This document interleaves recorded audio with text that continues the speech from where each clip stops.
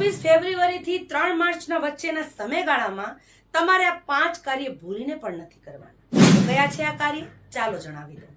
અને હા, 5મું કાર્ય તો ભૂલીને પણ તમે કરતા જ નહીં, કારણ કે 24 ફેબ્રુઆરીથી હોળાષ્ટક શરૂ થવા જઈ રહ્યા છે. જો કે આજથી શરૂ થઈ ગયા છે. શાસ્ત્ર અનુસાર આ દિવસને બહુ જ નકારાત્મક માનવામાં આવે છે.